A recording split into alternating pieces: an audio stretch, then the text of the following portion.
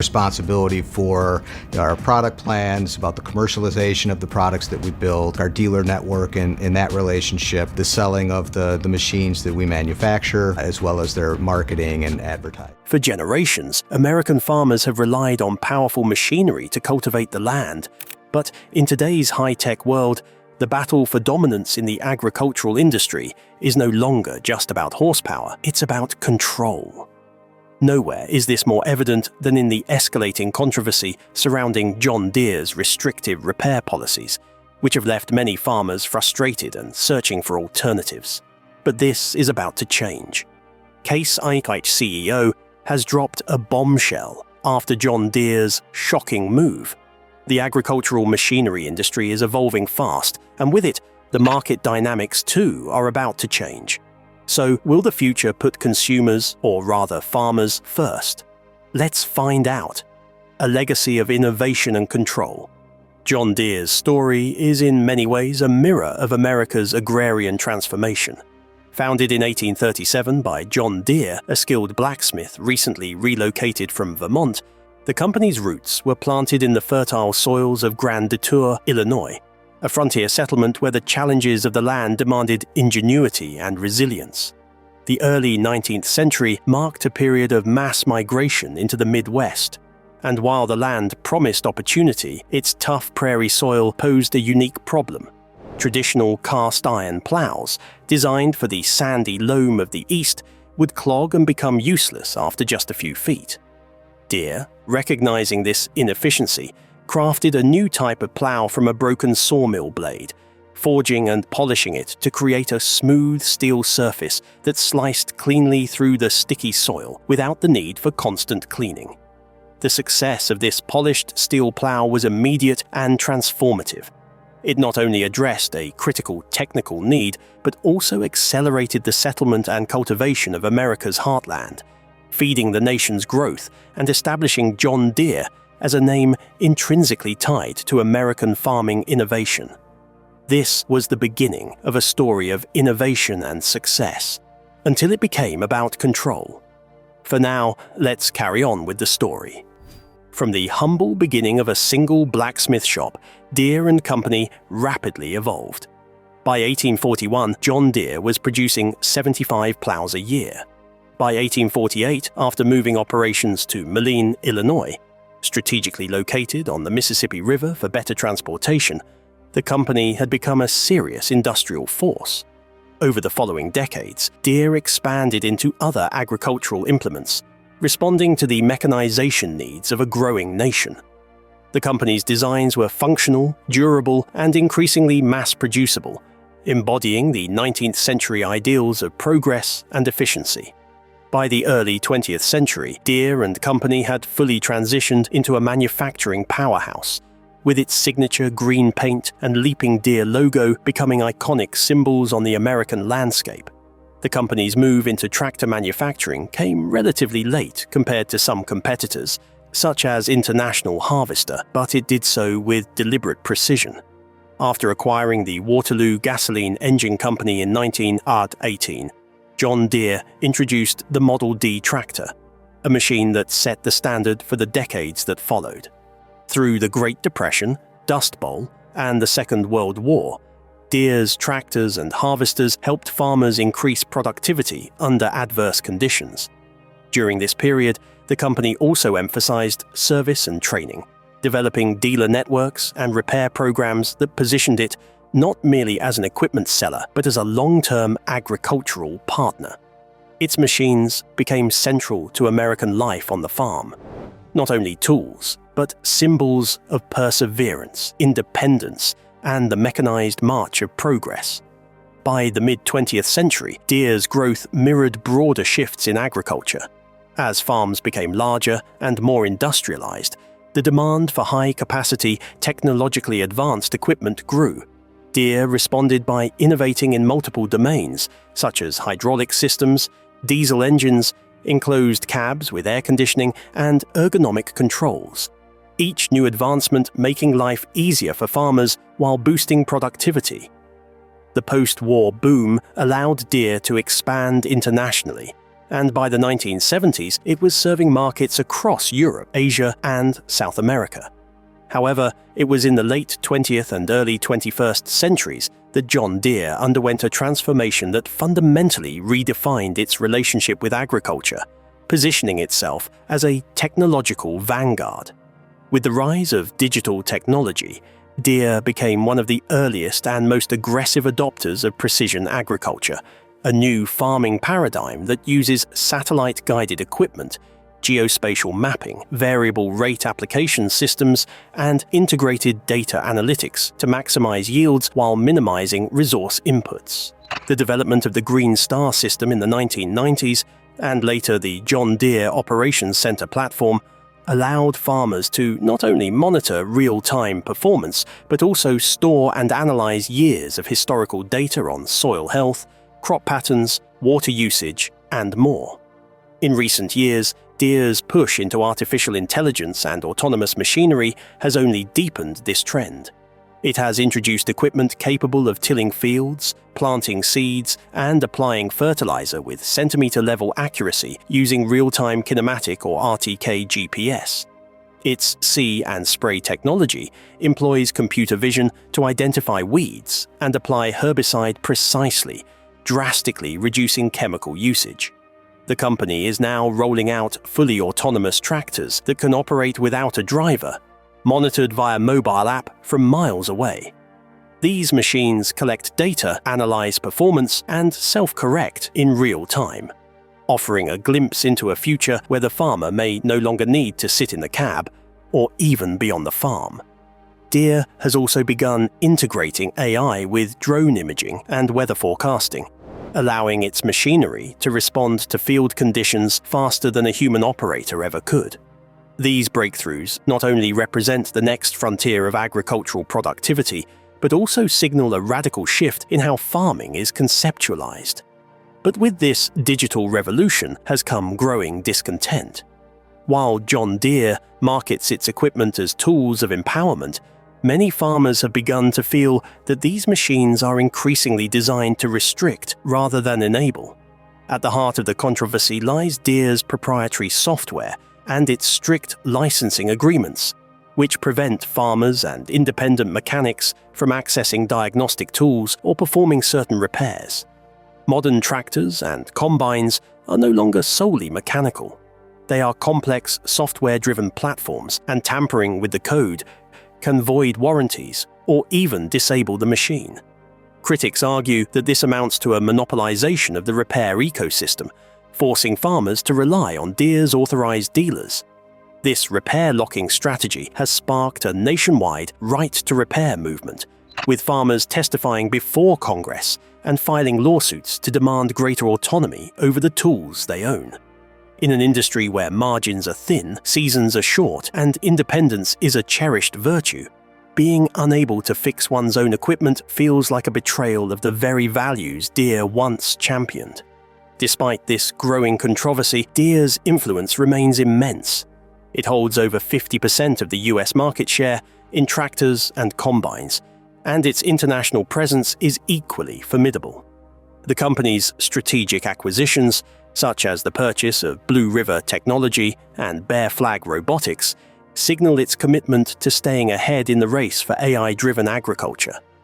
With billions invested in research and development, and a robust pipeline of smart implements and cloud-integrated tools, John Deere seems poised to define the next era of farming. Yet whether it does so as a trusted partner or a data overlord remains an open question. Already, several US states began introducing right-to-repair legislation aimed specifically at agricultural equipment. These proposed laws seek to mandate that manufacturers like John Deere provide the same software, tools and manuals to owners and independent repair professionals that are available to their authorized dealers.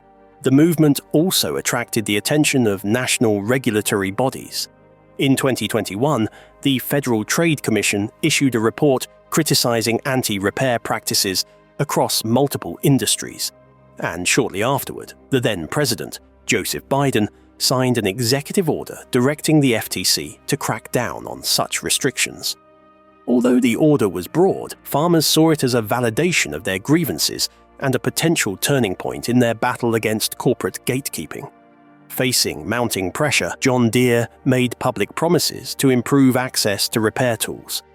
In early 2023, the company signed a memorandum of understanding with the American Farm Bureau Federation, agreeing to expand farmers' ability to diagnose and fix certain problems on their equipment. However, critics were quick to point out that the agreement was non-binding, included ambiguous language, and did not address some of the most significant restrictions, such as access to source code or the ability to perform full software updates. But what if the equation were reversed? Would that force John Deere to reconsider its position on the matter? Case IH, a competitor with a farmer-centric approach. Case International Harvester, or simply Case IH, is now challenging the status quo, not just as a producer of heavy-duty farm machinery, but as a brand that actively cultivates a farmer-first identity. Its roots stretch back to 1842, when Jerome Increase Case, a young entrepreneur with a visionary streak, founded the J.I. Case Threshing Machine Company in Racine, Wisconsin. At the time, American agriculture was on the cusp of transformation. The old ways, backbreaking manual labor and inefficient harvesting methods, were being challenged by mechanical innovation. Case's first major breakthrough came with the development of a reliable and efficient threshing machine, which significantly improved grain separation and helped usher in the mechanized age of farming. His machines were not only innovative, they were also built with the intention of making farming more productive and less labor-intensive. Throughout the late 19th and early 20th centuries, Case continued to innovate, gradually building a reputation as a company that understood the practical needs of farmers. As steam engines began to be adapted for agricultural use, Case became one of the largest producers of steam-powered tractors. The company's commitment to functionality, durability, and ease of use earned it the trust of rural communities across North America and beyond. A pivotal moment came in 1985 when Case merged with International Harvester to form Case IH. International Harvester, itself a venerable name in the agricultural industry, brought with it a rich history of tractor and implement production dating back to the McCormick Reaper of the 1830s. The merger fused two legacies, and the result was a company that combined engineering strength with an intimate understanding of the agricultural market's needs. The iconic red tractors that emerged from this merger quickly became a fixture on farms around the world, symbolizing the fusion of historical craftsmanship and modern innovation. From the outset, Case IH positioned itself not merely as a supplier of machines, but as a strategic partner in agricultural success. While other companies focused on high-tech innovation as a means of locking customers into proprietary systems, Case IH took a slightly different route. Its advancements in precision agriculture and smart farming technology were built with an eye toward openness, modularity, and farmer empowerment. In practice, this meant that while Case IH did invest heavily in GPS-guided equipment, data monitoring, and automated controls, it sought to preserve farmer access to key tools, diagnostics, and repair resources. This made the brand attractive to farmers who valued independence and wanted to avoid being tethered to exclusive dealer networks. Case IH's emphasis on farmer input and feedback has also been one of its most defining traits. Unlike some competitors who have been accused of making design decisions primarily for the benefit of their service departments or shareholders, Case IH actively solicits insights from the farming community during the development of new product lines. This collaborative approach has resulted in practical innovations, such as tractors with easier access to internal components, combine harvesters that can be fine-tuned to specific crop types, and user-friendly software systems that balance high performance with intuitive operation. The company's global training and support initiatives further reinforce this reputation, with regional hubs offering hands-on experience, timely parts availability, and comprehensive service training not only for dealers, but also for independent mechanics and farmers themselves. In recent years, as debates around the right to repair have gained momentum, Case IH's relatively open posture has drawn increased attention. While not entirely free from proprietary constraints, the company has generally offered broader access to diagnostic tools and repair software than some of its main competitors. This has earned it praise from farmers and advocacy groups alike, especially in rural regions where access to authorized dealers can be limited or prohibitively expensive. Case IH has also invested in educational and outreach programs that signal a broader commitment to the agricultural community. Through partnerships with vocational schools, land-grant universities, and farming cooperatives, the company promotes workforce development and knowledge sharing in areas such as sustainable agriculture, precision planting, and data-driven crop management. This long-term view, supporting not just today's sales but tomorrow's farmers, distinguishes Case IH in an industry increasingly dominated by short-term corporate strategies. The company also continues to push forward in developing low-emission equipment, electric tractors, and eco-friendly alternatives, aligning itself with the changing priorities of environmentally conscious farmers and regulatory bodies. All of this contributes to the narrative of Case IH as a farmer-centric alternative in a competitive and increasingly corporatized industry. While brands like John Deere may dominate headlines for their high-tech offerings and aggressive business practices, Case IH has quietly built a loyal following by remaining grounded in the everyday realities of farming. Its machines are built to be worked on, not just operated. Its software is designed to support, not control, and its business model prioritizes collaboration over monopoly. This positioning has become particularly potent in the current climate, where farmers are not only looking for reliability in the field, but also for respect, transparency, and a sense of partnership from the companies that supply their tools. Case IH is also strategically expanding its product line in ways that balance cutting-edge performance with usability. Its tractors, combines, and planting systems are being upgraded with the latest in automation, precision guidance, telematics, and data integration, but without making them so complex or proprietary that the average farmer feels alienated. The company's flagship products, such as the Magnum and Steiger series, are known not only for their horsepower and durability, but also for ergonomic design, ease of calibration, and compatibility with a range of third-party systems. By refusing to lock customers into a single digital ecosystem, Case IH allows for more flexible operation, especially for farms running mixed-brand fleets or using customized software stacks tailored to local crop and soil conditions. This hybrid approach, marrying advanced technology with a commitment to user control, has helped the brand stand out in a climate where some manufacturers are perceived to be prioritizing data monetization and platform exclusivity over customer agency. Naturally, the company's market share has been slowly but steadily increasing, especially in regions where dissatisfaction with restrictive repair policies has reached a boiling point. From Iowa to Saskatchewan to parts of Eastern Europe, more and more farmers are choosing Case IH not only for the quality of its equipment, but for the company's perceived respect for their independence and intelligence.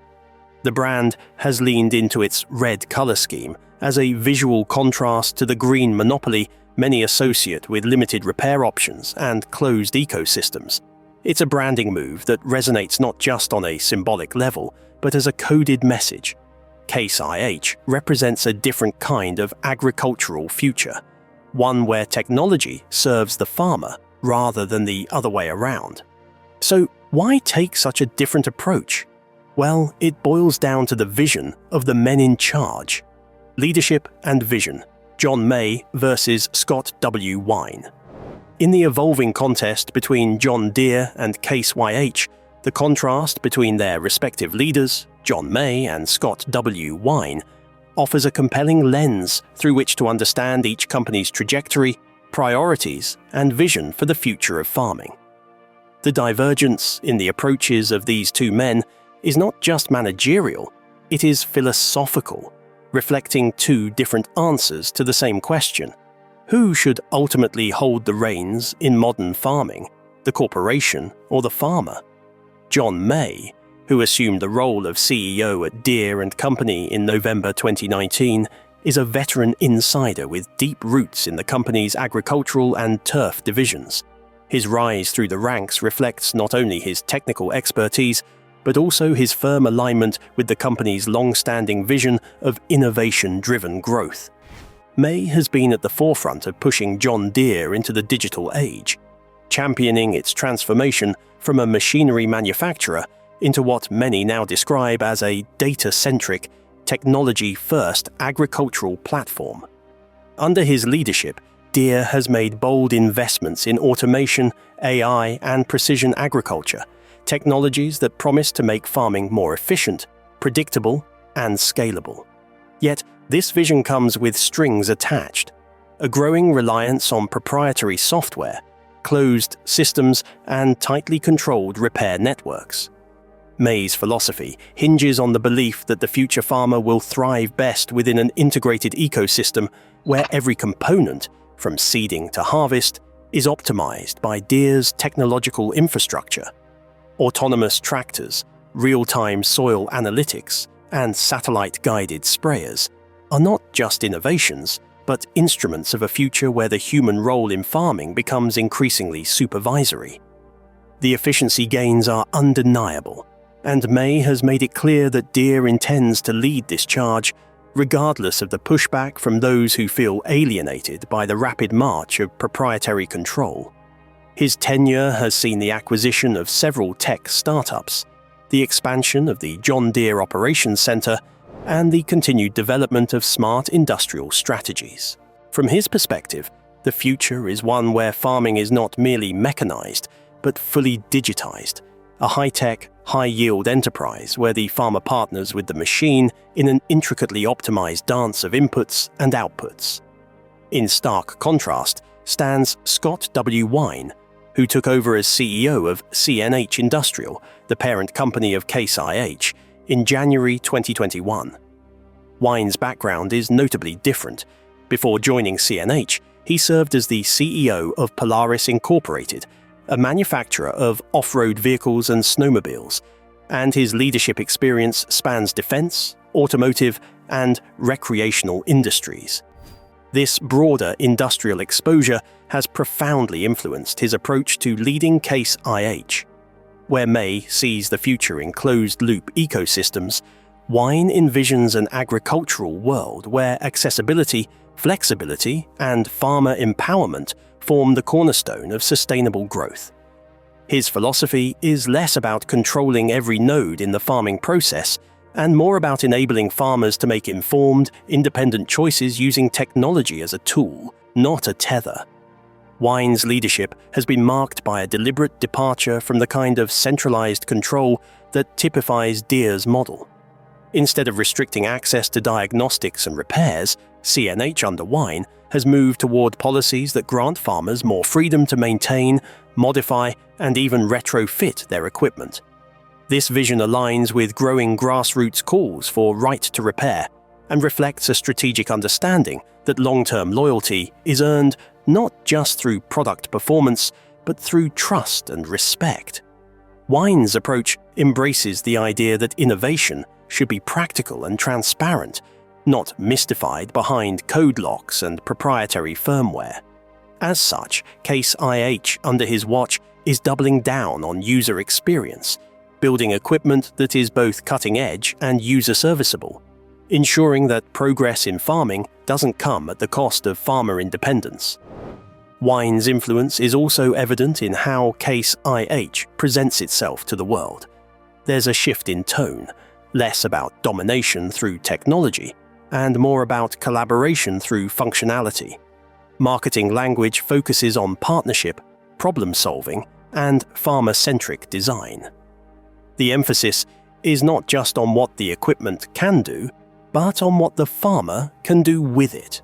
While John Deere promotes a vision where the machine increasingly thinks for the operator, Wine's Case IH champions tools that enhance human decision-making without replacing it. The distinction may seem subtle, but its implications are profound, especially in rural communities where autonomy, self-reliance, and hands-on know-how are cultural bedrocks.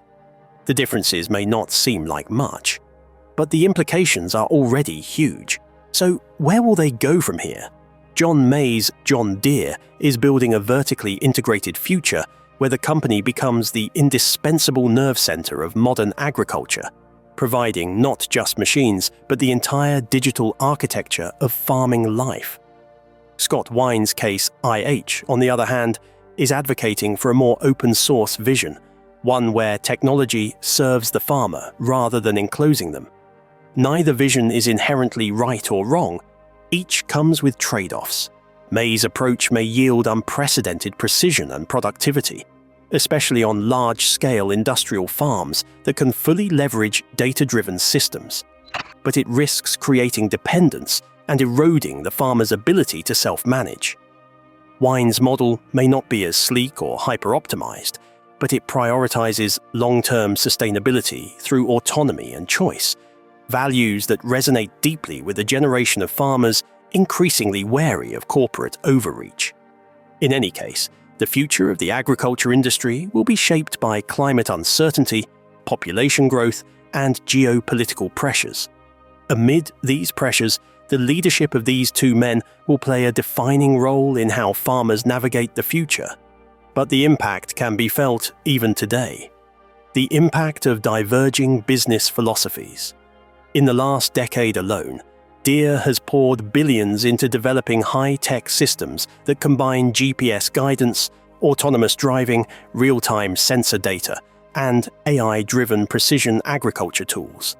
According to Deere's own reports, they've spent over $1.5 billion on research and development in 2023 alone, with a significant share devoted to automation and digital infrastructure. At the heart of this approach is the John Deere Operations Center, a digital hub where farmers can monitor, analyze, and optimize every aspect of their operations, from planting depth to nutrient input. It's a powerful system, but one that effectively binds the user to Deere's proprietary software and maintenance protocols. This strategy has made John Deere the undisputed global leader in the precision agriculture sector, holding nearly 53% of the US market share for tractors and combines. However, this dominance comes with controversy. Farmers report that essential equipment repairs often require authorized Deere technicians, and diagnostic tools are locked behind encrypted software, making it nearly impossible for independent mechanics or the farmers themselves to conduct basic fixes. Even replacing a sensor or calibrating an error code can result in costly delays and service fees. Critics argue this model exploits the digital dependence of modern machinery to create a monopoly on maintenance. Furthermore, Deere's predictive analytics, while powerful, depend heavily on data extracted from individual farm operations. Farmers are increasingly concerned that they have limited control or understanding of how their data is stored, shared, or monetized. The lack of transparency raises questions about digital sovereignty in agriculture, especially as farming becomes more data-intensive. Naturally, this has dented the company's numbers and stats. Back in 2023, John Deere boasted a global machinery revenue of over $52.5 billion. However, the following year saw a 16% decline with total revenue of $51.72 billion. And for the first quarter of 2025, the company has reported $8.5 billion in revenue, which marks a 30% decline year over year. Seeing this, Case IH has positioned itself as a disruptor, responding directly to the backlash surrounding Deere's locked-down systems. The company has publicly supported the right to repair movement and is actively developing tools and manuals that allow farmers to service their own equipment. In 2022, CNH Industrial announced a significant policy shift, enabling US customers to access digital repair tools and diagnostic software by 2023, marking a direct challenge to Deere's restrictive practices. Case IH is not shying away from innovation. It too is investing heavily in automation, electrification, and precision agriculture. However, its approach emphasizes practicality and ease of use. For example, the AFS Connect platform provides cloud-based telematics similar to Deere's operations center, but with more customizable permissions and farmer control over data access. Case IH's emphasis on user-friendly innovation is also reflected in its equipment, with intuitive control systems, accessible maintenance points, and compatibility with third-party software. This strategy is yielding tangible results. CNH Industrial reported $23.3 billion in revenue in 2023, with agricultural machinery making up a significant portion of that figure.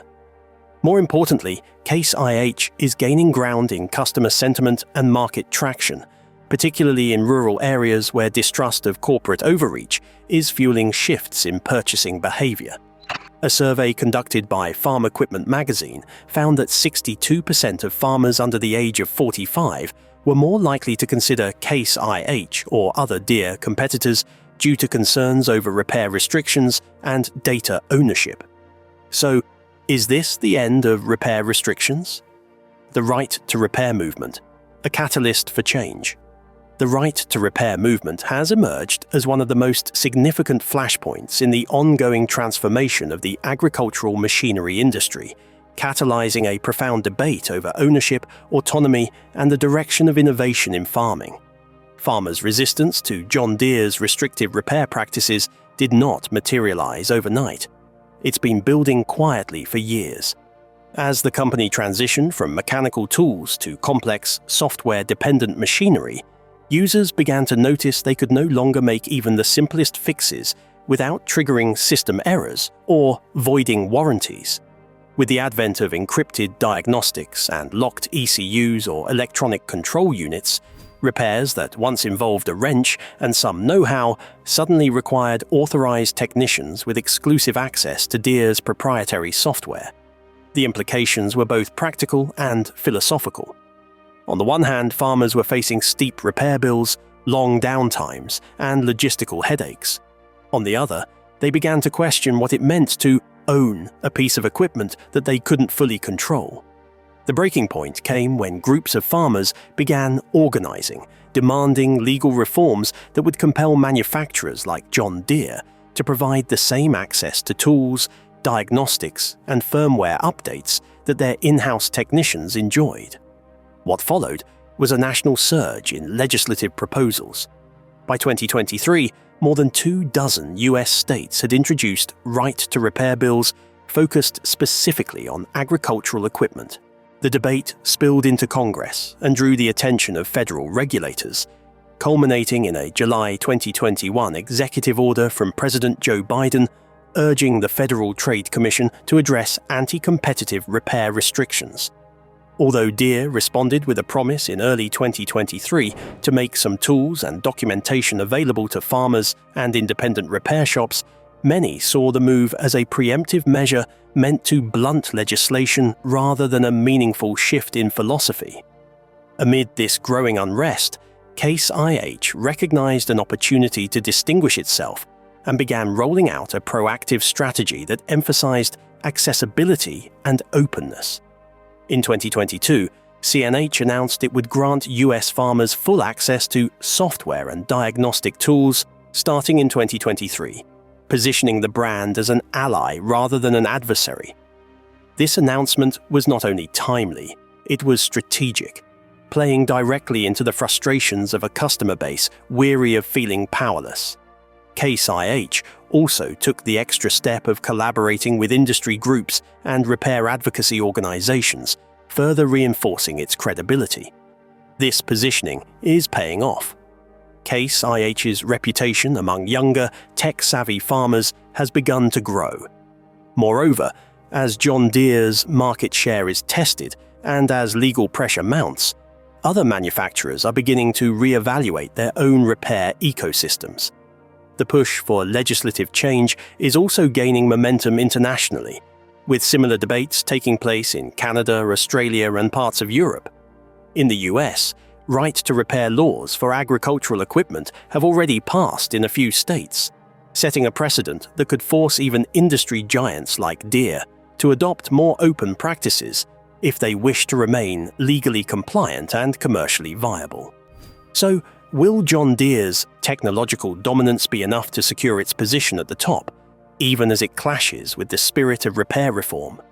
Can Case IH truly win over a large enough portion of the market to redefine the standard of ownership in farming equipment? What role will lawmakers and policy changes play in either forcing or encouraging industry-wide reforms? And most importantly, will the future of farming be one in which machines serve farmers, or one in which farmers serve the machines? For now, we can only wait for the answers. But this is still a win for farmers, even if it is a small one. They pay for it, and now they get to own their machinery. Well, that's it for now. Thanks for watching. Did you like this video? If you did, please consider liking, dropping a comment, and hitting the subscribe button so that you don't miss out on our new uploads. Also, don't miss this video you see on your screen right now. It's truly unbelievable.